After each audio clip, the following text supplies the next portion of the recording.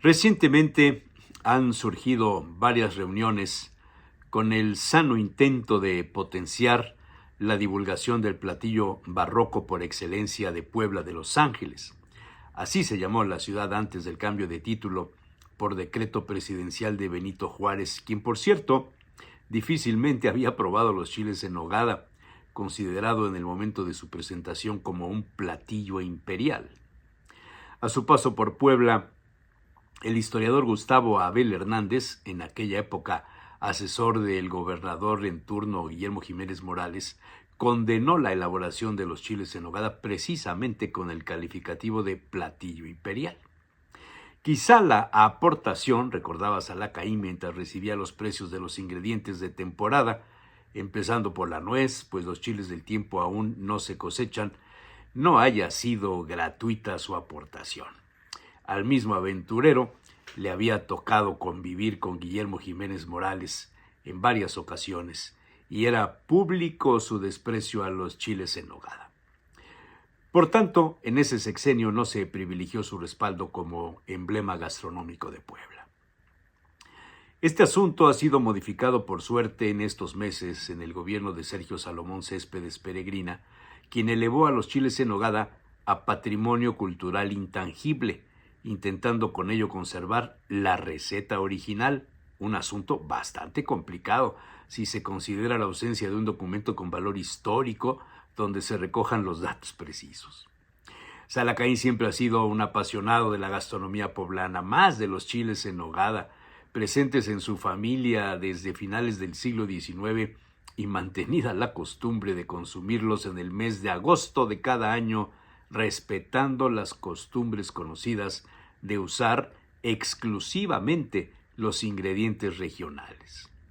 El chile del tiempo de los pueblos de los volcanes, la nuez, la pera, la manzana y el durazno de los alrededores de Calpan, no las frutas en conserva usadas por algunos restaurantes, el capeado como característica de los chiles rellenos del siglo XVIII, la nogada, hecha en un elevado porcentaje con la nuez de Castilla, nunca la nuez pecana o de la India, y apenas amalgamada con queso de cabra y un poco de almendra.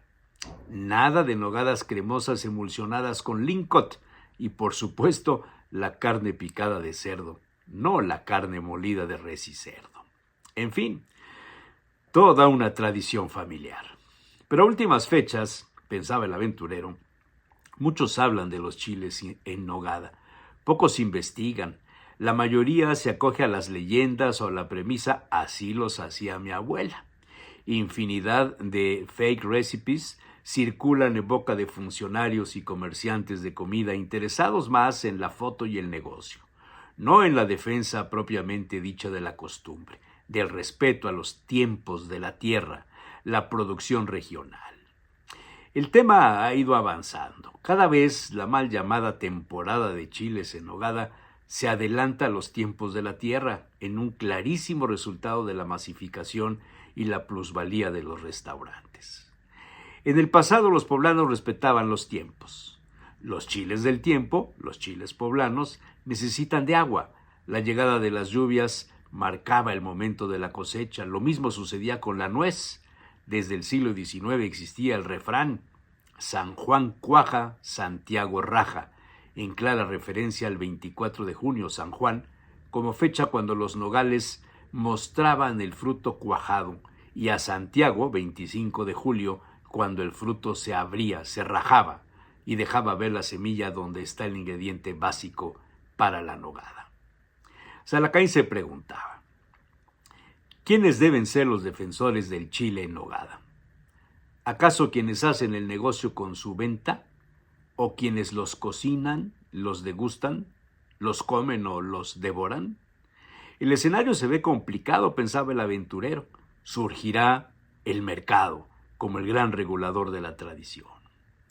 Hacía muchos años Alacaín ponía en práctica, al conocer un nuevo establecimiento de comida, quién o quiénes eran los dueños, quiénes los cocineros. Estas preguntas siempre daban buen resultado, máxime en el extranjero. Estaba claro, si el dueño es un empresario, político o inversionista ajeno a la comida, el restaurante seguramente sería un sitio para hacer dinero, no para restaurar estómagos. Y ese tema había inundado en los últimos tiempos la oferta gastronómica de Puebla. Han surgido muchos sitios donde se procesa y se vende comida. Los dueños no saben ni freír un huevo, pero contratan un cocinero y le piden haga lo mismo a lo ofrecido en tal o cual lugar, pero más barato. En ese escenario, en ese instante se privilegia el dinero y no la comida. Las cadenas, las franquicias, establecen mínimos de diferencia entre lo cocinado en uno u otro sitio. Con eso se universaliza la oferta, se masifica y se desprecia la aportación del autor, de la cocinera o el cocinero. Ellos son simplemente los obreros de la fábrica de comida. Pero volviendo a los chiles en nogada, Alacaín pensaba: la calidad de un platillo, el deber ser, se basa en el respeto a los ingredientes originales. Por tanto, las autoridades municipales y estatales debían asumir su responsabilidad en ese tema. Alacaín recordó haber sido testigo, quizá en 1995 o antes, de un pequeño debate entre dos personajes de la gastronomía local. Giovanna Medina y Armando Mújica Pérez Salazar coincidieron en un programa de radio matutino y fueron entrevistados sobre los chiles en nogada y el mole poblano. Algunas opiniones fueron coincidentes, pero surgió una gran diferencia al preguntarle si la elaboración de ambos platillos era exclusividad de las manos poblanas. Armando, gran conocedor de la cocina internacional, defendió a las manos regionales para elaborar principalmente el mole poblano. Dejó abierta la opción a los cocineros internacionales en cuanto a los chiles en nogada. En cambio, Giovanna Medina, quizá con más experiencia en la técnica culinaria, reconocía la actitud y la aptitud de los cocineros internacionales para elaborar cualquiera de los dos emblemas de la cocina poblana. A lo largo de los años de haber tratado a Armando Mújica, quizá desde 1974, Alacaín había probado muchos chiles en nogada, pero nunca, jamás probó un chile en nogada elaborado en las cocinas de sus restaurantes La Cava y el Armandos.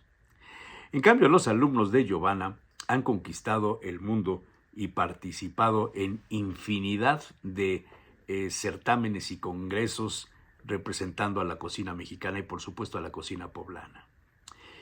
Ya entrado el mes de julio, los poblanos viviremos, decía Alacaín al proveedor de los ingredientes de Calpan, otra vez la masificación de los chiles en nogada. Las malas recetas, las improvisaciones, los adornos extravagantes y en busca de la espectacularidad bajo la premisa de la autoría en la cocina. Por lo pronto, a esperar cuando la tierra decida el tiempo de la cosecha de los chiles del tiempo. Mientras tanto, el proveedor anunciaba el precio del kilo de nuez de Castilla, ya pelada, 1,200 pesos. O sea, 250 pesos más al precio del año pasado. Pero esa es otra historia.